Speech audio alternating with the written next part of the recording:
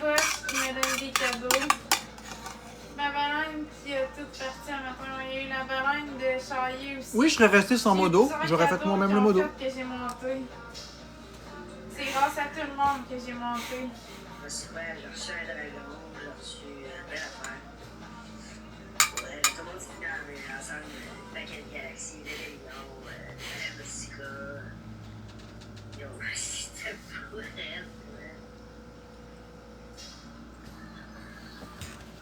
Ah, on est une team de feu. L'après-midi, c'était une scène solide. Je t'ai donné ça, Oli, pas d'autre. Faudrait-tu rester sur TikTok sans les modos? Ouais, non, j'ai besoin des modos. Je suis pas malade.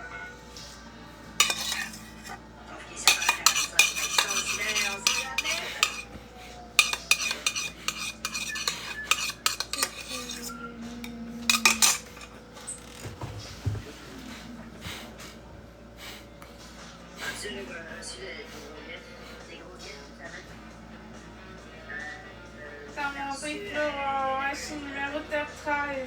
À cause d'un gage, puis qui marche Je pas comprends. derrière, tout ça, mais pour ça, gros.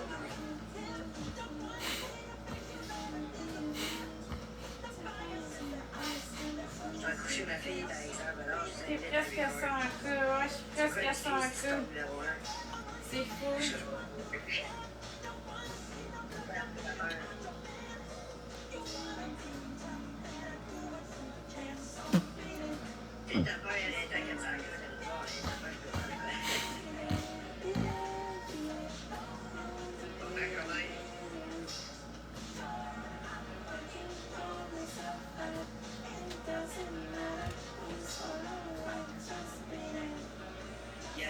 Il y a Ali qui m'a lancé un dragon le matin.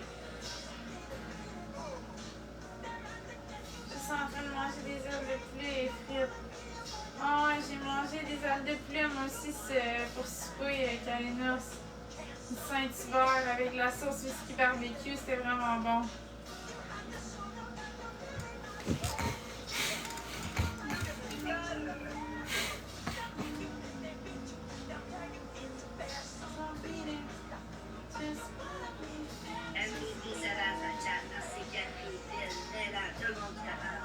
Merci, Beau et tous les tapoteurs.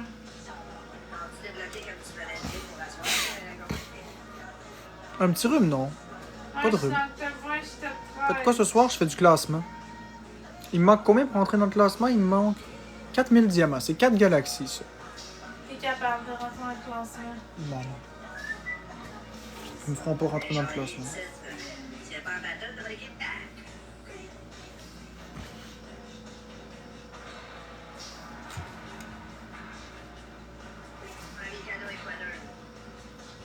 Tous les points sont doublés, tout le monde.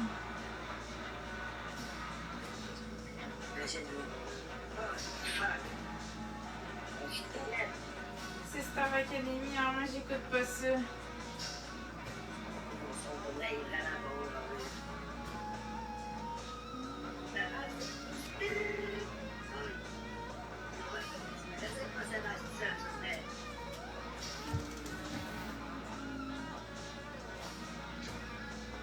Ouais, top 14, c'est ça.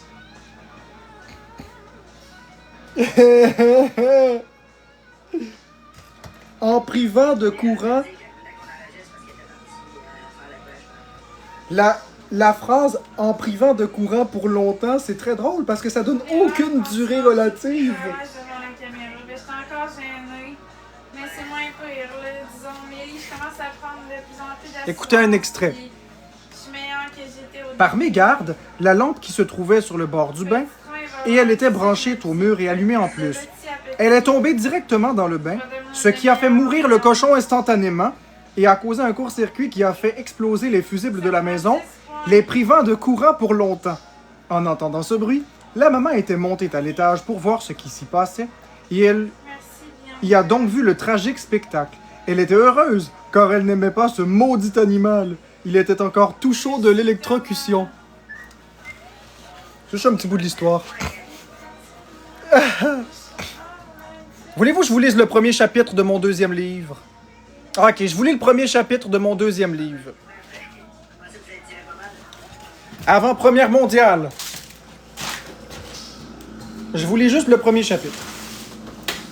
Je m'en calisse que vous dites non, c'est oui pareil, c'est ma chaîne. Vous êtes pas content d'écalisser, tabarnak.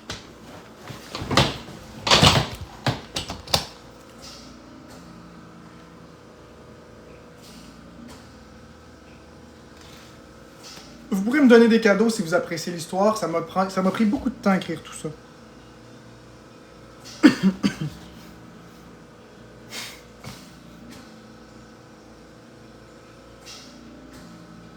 Et vous allez voir, je vais vous montrer.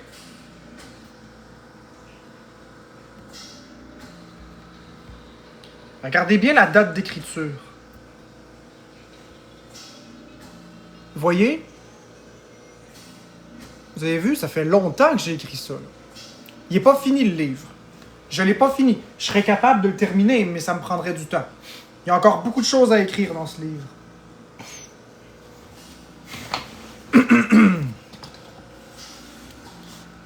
Merci pour les cadeaux, tout le monde.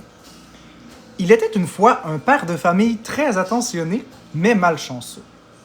Par une journée tout à fait standard, il entra chez lui et y trouva sa femme en larmes dehors, dans le carré de sable, là où se trouvaient aussi les enfants, qui hurlaient et pleuraient eux aussi. Il y avait beaucoup d'eau dans le carré de sable, ce qui faisait que les enfants étaient assis dans la boue et étaient alors très sales, comme de vilains petits porcs. Troublé de cette vision d'horreur, l'homme s'en alla d'abord voir sa femme pour lui demander de lui expliquer la situation en privé. Cette dernière, très irresponsable d'ailleurs, accepta et rejoignit son mari sur le côté de la maison, afin de lui expliquer ce qui se passait précisément. Bien sûr, elle avait laissé les enfants sans surveillance et ces derniers n'avaient que 3 ans et l'autre 7 ans.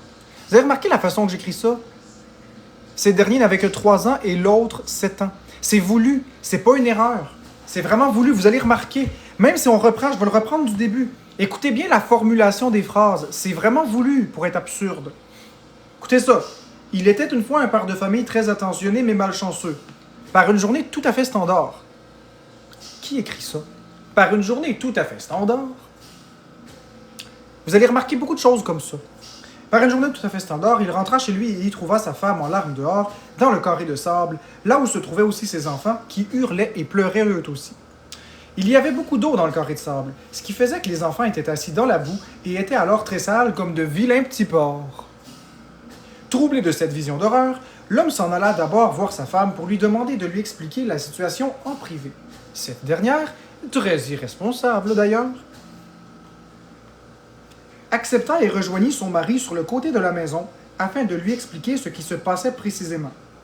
Bien sûr, elle avait laissé ses enfants sans surveillance et ces derniers n'avaient que 3 ans et l'autre 7 ans. Ces deux petits monstres aimaient faire des conneries afin de faire sortir la mère de ses gonds. Ils en avaient profité pour traverser la rue et se cacher dans le champ de maïs de l'autre côté de la rue sans que les parents ne s'en aperçoivent, car ils étaient sur le côté de la maison. La femme expliquait donc à son mari que leur cochon domestique, prénommé Bacon, était tranquillement en train de prendre son bain lorsqu'un morceau de pierre provenant de la cheminée avait tombé sur la tête du porc, l'assommant sur le cou. Une cheminée dans une salle de bain? En haut du bain, en tout cas. En s'évanouissant, le porc avait accroché par mégarde la lampe qui se trouvait sur le bord du bain et elle était branchée au mur et allumée en plus. Et allumée en plus. C'est ça, je vous dis, les formulations, c'est voulu. Elle est tombée directement dans le bain, ce qui a fait mourir le cochon instantanément et a causé un court-circuit qui a fait exploser les fusibles de la maison, les privant de courant pour longtemps. C'est combien de temps, longtemps? C'est pas précis. C'est pas relatif. Les privant de courant pour longtemps. En attendant ce bruit, la maman était montée à l'étage pour voir ce qui s'y passait. Elle y a donc vu le tragique spectacle. Elle était heureuse car elle n'aimait pas ce maudit animal. Il était encore tout chaud de l'électrocution. De plus, elle n'avait pas envie de cuisiner ce soir-là. Donc elle s'était dit que comme Bacon était mort et cuit, elle allait le trancher et le donner en souper à sa famille. Ça lui sauverait de faire la cuisine. Il faudrait juste étendre un peu de beurre sur les tranches encore chaudes et fumantes du regretté bacon. Les enfants en ont mangé, tout comme la maman, et tous se sont régalés. Mais le plaisir fut de courte durée, car la tradition familiale était d'aller frencher le porc après le souper, juste avant de manger le dessert. Les enfants cherchaient bacon, mais ne trouvaient pas. Ils se sont donc mis à pleurer, car ils ne se souvenaient pas que leur maman avait acheté du jambon à l'épicerie. Ils ont donc fouillé partout, mais n'ont rien trouvé. Comme ils n'avaient aucune preuve d'avoir dégusté leur animal au souper, ils abandonnèrent cette idée et s'étaient dit que Bacon était parti se promener, mais qu'il allait revenir car ce cochon désobéissant faisait toujours des fugues sans permission particulière. À l'heure du bain, la maman alla chercher les enfants et leur ordonnèrent d'aller prendre leur bain. Les deux frères se rendirent en haut et firent couler un bain. Ils prenaient toujours leur bain ensemble. Évidemment, la maman avait tout nettoyé et caché les restes du porc, notamment les entrailles. Elle avait aussi replacé une nouvelle lampe branchée au mur sur le bord du bain, conformément à leur religion, car ils étaient des allumés. Et leur religion leur exigeait qu'une lampe soit branchée au mur lors de la prise d'un bain. Remarquant qu'il n'y avait pas de serviette pour s'essuyer, un des frères était allé chercher une serviette dans l'armoire à serviettes. Il ouvrit la porte de l'armoire et tira sur une serviette dans la pile et la pile tomba par terre. Et enroulé dans une serviette propre se trouvaient les restants de bacon. Il y avait même du sang imbibé dans plusieurs serviettes. Il avait compris que lui et son frère avaient mangé bacon pour souper. Il alla tout de suite le dire à son petit frère. Et les deux se sont mis à pleurer et à hurler comme des aliénés mentaux, tout en rejoignant la maman qui les attendait au pied des marches avec un sourire fendant ainsi qu'un petit rictus. Elle tenait aussi dans sa main un plateau en métal dans lequel se trouvaient encore des tranches de jambon du souper. Avant que les enfants ne disent quoi que ce soit, la maman leur avait demandé tout en riant « Qui veut une deuxième portion? » Là, les enfants ont pété leur coche. Ils sont remontés en haut et le gamin de 7 ans est allé chercher dans sa chambre la clé que son papa lui avait remis car il le considérait comme un grand garçon et lui avait révélé des secrets que même sa propre femme ne savait pas. Il avait été débarré, grâce à la clé, le cadenas master bloquant l'entrée à une pièce cachant une mitraillette. Il la saisit et se dirigea en vitesse vers les marches, là où sa maman se trouvait encore, tout en riant tellement qu'elle peinait à garder dans ses mains le plateau sans en renverser. Elle avait même de la misère à se tenir debout tant elle se marrait. Les larmes coulaient à flots de ses yeux, tellement elle riait. Jusqu'à la seconde où elle avait reçu quelques cartouches dans le bras gauche. C'était moins drôle tout à coup. Son fils s'approchait d'elle, le doigt enfoncé sur la gâchette, ce qui tirait plusieurs balles partout. Il visait sa maman. Bien entendu, il essayait de l'abattre, le sourire fendu jusqu'aux oreilles. Heureusement, pour sa maman, il avait vidé toutes ses munitions en pas grand temps. Il n'a donc pas réussi à tuer cette dernière, qui a été le prendre par le bras et l'a entraîné dehors. Sachant que ce qu'il avait fait était grave, il se mit à brailler très fort et était allé s'asseoir dans le carré de sable. Le garçon de 3 ans braillait, donc sa maman l'a pris et est allée l'installer dans le carré de sable lui aussi, où l'autre enfant malfaisant se trouvait déjà. Puis, elle s'y est assise elle aussi, et elle braillait, elle aussi, car elle avait mal. Elle n'était pas très touchée, mais elle jouait la comédie. Elle s'était dit que si elle pleurait plus fort, son mari punirait beaucoup plus sévèrement son fils. Elle voulait foutre la marde encore plus, car c'était une salope. En entendant cette histoire incroyable, le papa était furieux et se dirigeait vers le carré de sable pour sermonner son fils, et il remarqua que ses 2 enfants ne s'y trouvaient plus.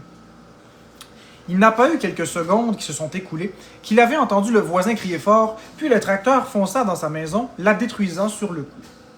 Les enfants s'étaient cachés dans le champ de maïs du voisin, et le voisin était en train de cueillir le maïs grâce au tracteur bourré de lames. Il a vu les enfants à la dernière seconde, avait crié, pour finalement les éviter de justesse en donnant un violent coup de volant vers la gauche, ce qui a eu pour effet de faire culbuter le tracteur directement dans la maison du père de famille, dont la veine du cou gonflait dangereusement et dont la face était plus rouge qu'une trace laissée par une bonne claque sur la peau. Le voisin avait perdu la vie dans cette collision. Par contre, le père de famille n'était pas fâché que le voisin soit mort, bien qu'il l'appréciait. Il considérait que son voisin avait assez vécu, car il avait 80 ans.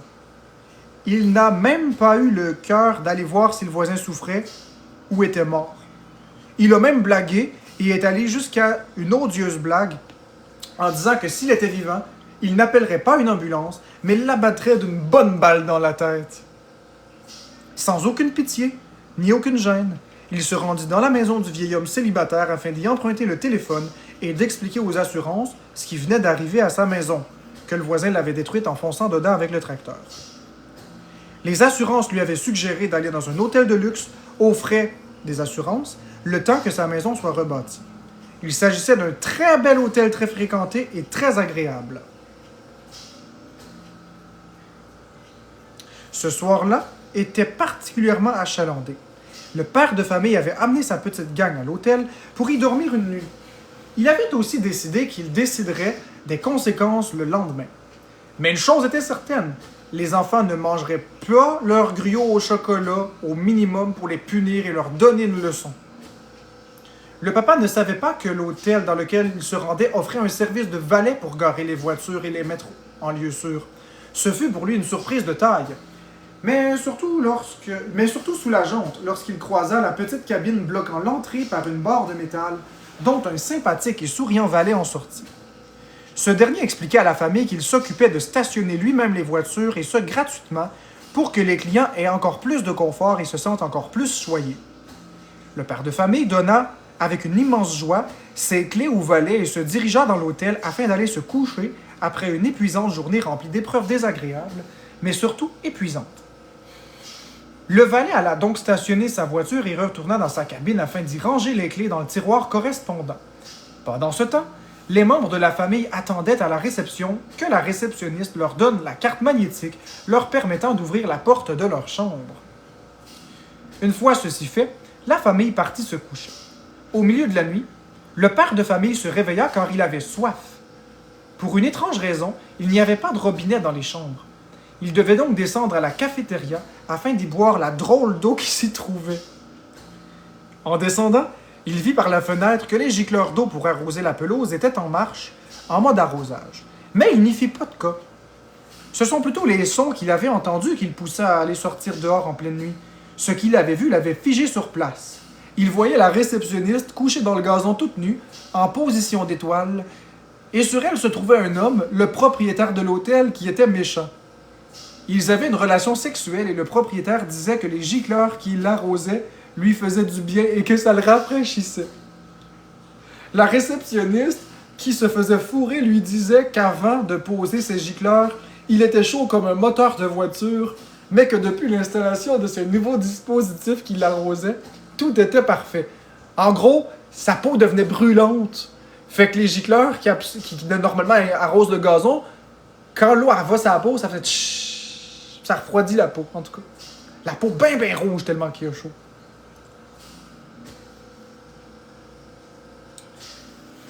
Sans s'être fait voir, l'homme rentra dans l'hôtel et décida qu'il en avait assez vu. Il voulait aller prendre l'air. Il se rendit donc à la cabine du valet pour y récupérer sa voiture et aller faire un petit tour. Le hic, c'est que le valet n'était pas à son poste. Il n'était même pas dans l'hôtel. L'homme fouilla la cabine ainsi que le tiroir à clés et n'y trouva pas les clés de sa voiture. C'était tout à fait normal qu'il ne les trouve pas, puisque le valet avait décidé de prendre la voiture et d'aller se promener avec. Pire encore, il collait une affiche taxi sur le toit. Et il faisait du taxi avec la voiture qui ne lui appartenait pas. Il faisait ça depuis des années et ne s'était jamais fait prendre, et ça lui donnait un salaire de plus. Mais le propriétaire de la voiture n'avait pas accepté que le valet lui emprunte sa voiture. Il avait donc été téléphoné le 911 grâce au téléphone dans l'hôtel et avait déclaré le vol de sa voiture. Il retourna donc se coucher après l'appel, car il ne pouvait plus rien faire. Mais avant de se coucher, il fourra sa femme, car selon ses dires, c'est à ça qu'elle servait, juste à ça. Et quand elle ne serait plus contente du modèle, il irait en magasiner une autre. Il disait à sa femme, allez, suce, mais cette fois-ci, tu me suces autre chose que de l'argent. C'est n'importe quoi. C'est niaiseux. Oh là là. Pendant ce temps, le valet était tranquillement en train de faire du taxi, et il ne se doutait pas du tout qu'il venait de se faire prendre et de se faire stouler à la police. Il se fit rapidement intercepter en plein milieu de la nuit, et 2 agents de police se trouvaient dans l'autopatrouille. Ils firent sortir les clients du faux taxi, puis un des 2 menottait le valet, puis le mit dans la voiture de police, tandis que l'autre prenait la voiture volée par le valet afin de la conduire au poste de police. Le valet était très calme et fut installé dans une cellule au poste de police. Il ne s'inquiétait pas, car il avait changé la plaque d'immatriculation du véhicule et avait inventé une histoire incroyablement sophistiquée. Il savait qu'il s'en sortirait très bientôt. Pendant ce temps, les policiers étaient partis bourrer la voiture de drogue et en avaient caché partout dans la voiture, dans les moindres recoins. D'ailleurs, ces policiers n'en sont même pas des vrais, et le poste de police n'est rien d'autre qu'un vieux building abandonné depuis longtemps que les voyous se sont appropriés comme un poste de police. Ils avaient une autopatrouille et des uniformes, car ils avaient assassiné 2 véritables policiers. En fait, le téléphone de l'hôtel ne composait pas vraiment le 911, car ces 2 faux policiers avaient bidouillé le téléphone de l'hôtel, justement. La vraie police ignorait absolument tout de la situation. Après avoir terminé de cacher la drogue dans le véhicule, les faux policiers avaient été libérer le valet et lui avaient dit qu'ils s'étaient trompés, qu'ils n'avaient aucune raison de le garder, et surpris et heureux, le valet se dirigea vers la sortie du faux poste de police, quand les policiers lui donnèrent une instruction, celle de se rendre au siège social de la police, avec une fiche qu'ils avaient préalablement remplie, afin d'innocenter totalement le valet. Les faux policiers avaient dit au valet que s'il ne se rendait pas au siège social, situé de l'autre côté des douanes, il se ferait accuser et mettre en prison pour le vol de la voiture. Donc le valet ne voulait pas ça. Il se rendit à toute allure vers les douanes du pays afin d'aller à l'adresse supposément le siège social des polices se trouve, ce qui est archi faux, car tout ce qui se trouve à l'adresse communiquée par les policiers, c'est une ruelle remplie de criminels dangereusement armés qui attendent la livraison de drogue qui est expédiée grâce à l'aide de leurs complices, les faux policiers, et à l'imbécile qui conduit la voiture bourrée de drogue jusqu'à eux. Sans le savoir, le valet se dirigeait tout souriant et tout serein vers la frontière du pays, où un douanier lui avait fait signe de se tasser sur le côté pour une fouille. Le valet ne s'inquiétait pas du tout. Le douanier fouilla la voiture et y trouva la drogue illicite et arrêta le valet, qui avait l'air stupéfait et figé. Il disait « Ce n'est pas moi, ce n'est pas moi ». Le douanier lui disait que tout le monde disait ça, que c'était bien essayé, mais que c'était terminé pour lui. Pire encore, car le valet était en sol canadien et il essayait de franchir la frontière du Mexique, et le douanier était mexicain. Il lui a réservé une belle vacherie. Le douanier, qui mange beaucoup de tacos, a embarqué le valet dans sa voiture remplie de stupéfiants. Et il a conduit la voiture en sol mexicain pour faire semblant que le valet était en sol mexicain et qu'il essayait d'entrer de la drogue au Canada. De cette manière, ce n'est plus le Canada qui sanctionnera le valet, mais le Mexique. Et le douanier le savait. Il voulait que le valet vive le pire moment de sa vie dans les pires conditions possibles. Rapidement, le valet se fit attraper par les policiers mexicains et fut emmené en prison sans procès. Il sera emprisonné là-bas tant que les gardiens de la prison le décideraient. La prison était sale, puante, plein de gens étaient entassés les uns sur les autres, comme de la vulgaire volaille. Cette prison était située juste à côté d'un immense lac pollué où l'eau verte était nauséabonde. Le valet se disait qu'il n'avait même pas le droit de voir un bel océan. Il ne se doutait absolument pas de ce qui allait lui arriver. Son pire cauchemar était en train de se produire et sa vie allait devenir un enfer, même si la prison venait tout juste d'être construite. Le directeur de cette prison mexicaine avait eu une idée de génie. Il avait placé une prison à côté d'un lac pollué et faisait boire l'eau provenant directement du lac aux détenus, dont le valet. Les détenus tombaient malades, mais leur corps filtrait l'eau sale et la pisse que les détenus pissaient ne demandait presque aucun traitement pour devenir de l'eau parfaitement potable. La prison allait rester là et en service jusqu'à temps que toute l'eau du lac soit bue et filtrée par les reins des détenus. Vous avez bien entendu? La prison allait rester là et en service jusqu'à temps que toute l'eau du lac soit bue et filtrée par les reins des détenus. C'est ça, payer sa dette, selon le directeur de prison, qui était un sadique écologique aux tendances psychotiques.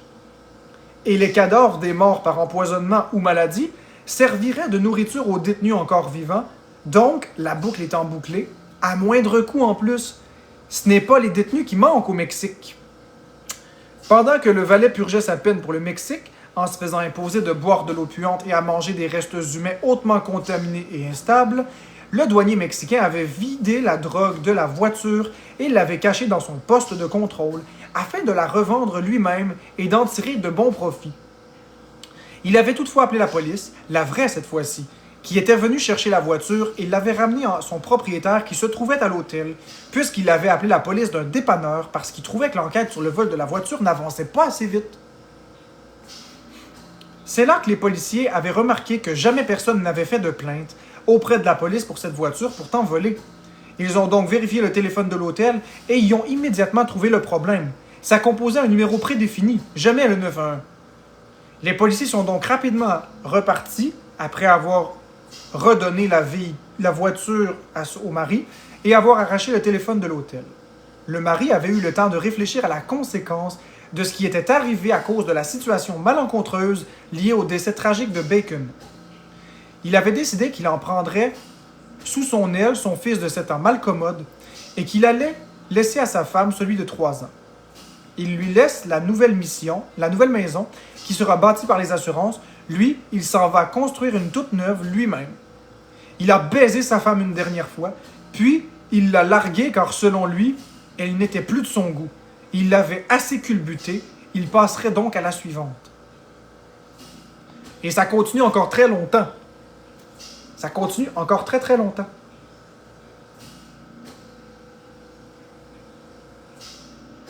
Ça continue vraiment longtemps encore. Très très longtemps encore après ça.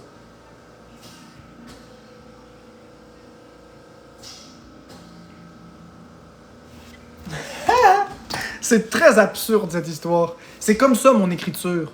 Elle est comme ça. Elle est comme ça, mon écriture. C'est ça, mon écriture de livre. Quand j'écris des livres, ça, c'est voulu que ce soit comme ça. Je peux écrire de très belles histoires aussi, mais ça, c'est une histoire que je suis fier.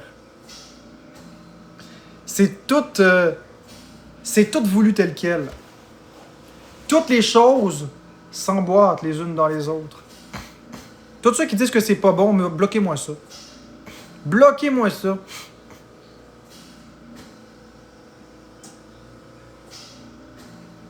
J'en suis très fier, au contraire. Julie Villeneuve. Ben oui, je suis fier d'avoir écrit ça.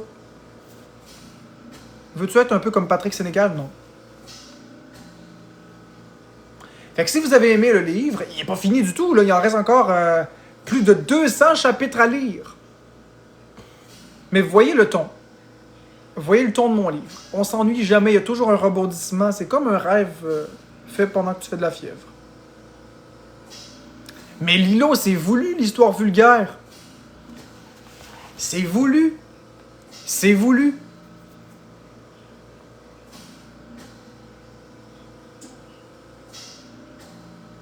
J'aime comment tu formules les phrases, tu l'utilises de bons mots, mais c'est ça, c'était voulu.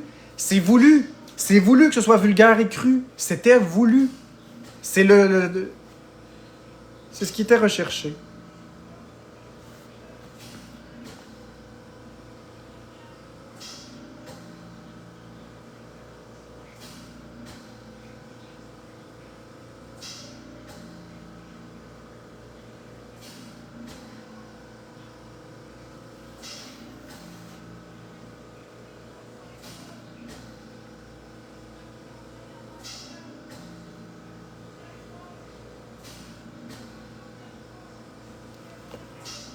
La frontière Canada-Mexique. Je sais même pas s'il y a une frontière mexicaine au Canada.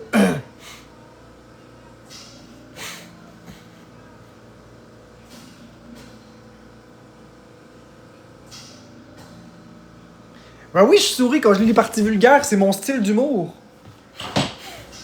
C'est mon humour favori. Hey! Le valet, OK, pendant que le père, il dort, il prend la voiture pour aller faire du taxi, puis il verrouille le poste pendant que tout le monde dort. Fait que là, il fait du Uber, là, mettons. Il empile de l'argent, il paye même pas l'essence, il paye pas la voiture. Puis après ça, ni vu ni connu, le matin, il revient à l'hôtel, puis il remet la voiture dans le truc. Dans le garage. Puis le lendemain, il prend une voiture différente. Il fait juste coller le mot taxi sur sa voiture, puis il fait du taxi.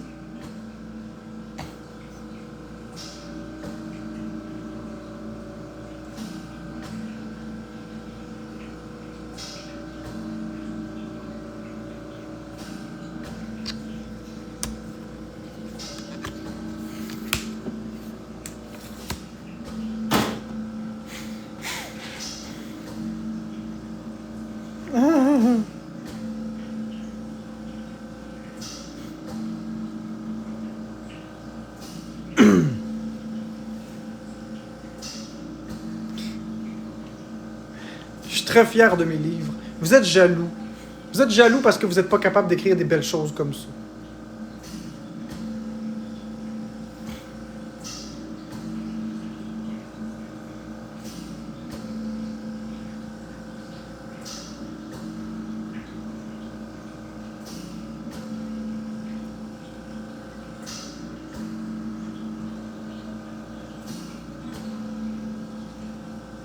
Merci, Daniel.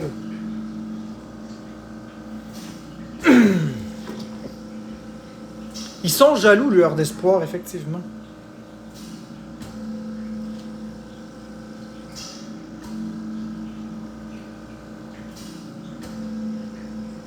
Bon, moi, je suis tanné d'être en live, ça paye pas.